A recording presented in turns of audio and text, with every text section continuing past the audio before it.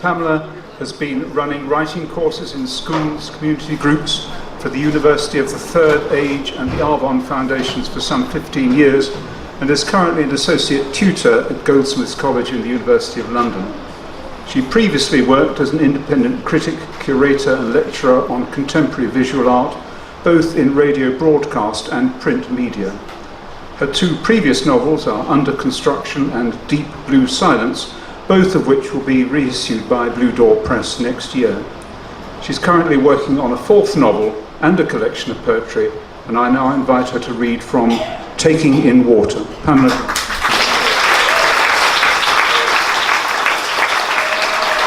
Hello. Is this working? Can you hear at the back? Yes. Okay, thank you, William. And thank you, Jane, for that intriguing introduction to Connie. And thank you all for coming. Some of you have come a long way. Okay, so I can tell you this takes less than 5 minutes, in case you're wondering. My book, Taking in Water, is set in Yorkshire and in New York. It travels in time between 2002 and the 1950s and 60s. 2002 means that it's almost 50 years since the sea smashed through Lydia's grandmother's front door and swept away her family, leaving her with a terrible secret.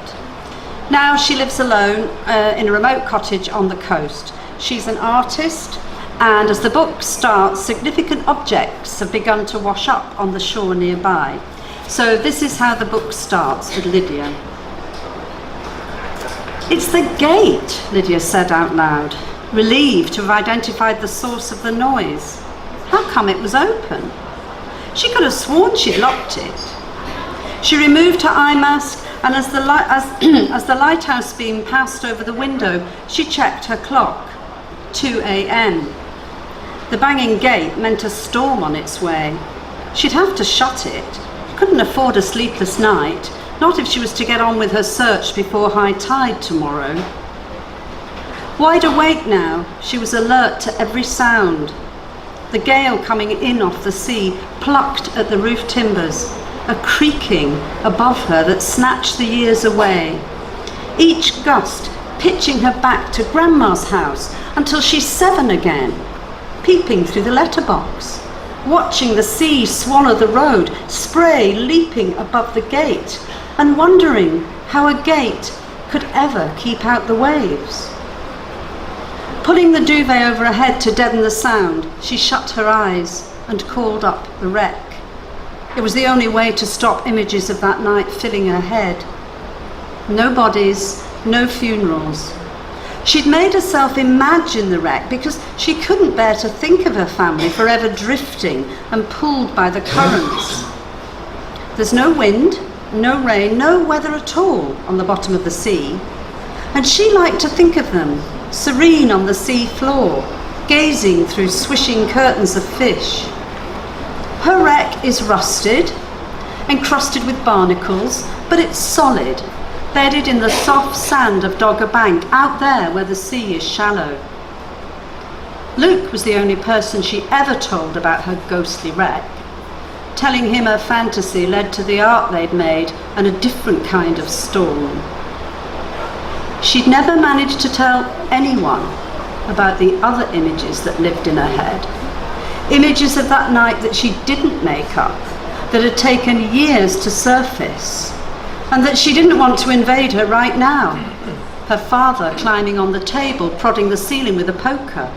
Her looking down on Grandma's sitting room as the sea rushes in to grab an armchair. The table's floating like a boat. Everything's floating. Grandma's spectacle case, Father's trilby, the doll's arm. Images that flickered like stills from a film out of order until she had to hum that tune, that silly hymn. Otherwise, the images might splice together, speed up towards the last frame. She didn't dare on the whole film. Not yet. If she could make this new work, maybe then she could finally admit what happened that night. A drumming on the skylight cut in and told her the downpour had arrived. She'd have to tog up if she was going to fix the gate. Here, she was hundreds of feet above the shore. No chance of any waves forcing themselves through her gate, however big the storm. And a storm meant more stuff was being washed up at Slayton. There'd be plenty to find after a night like this. Downstairs, she pulled on her fleece and a waterproof, stuffed her feet into cold wellies. Torch, torch, she muttered to herself, and then remembered. Bugger, it's in the studio. Well, the lighthouse beam would have to do. If she didn't get out there soon, that gate would be off its hinges.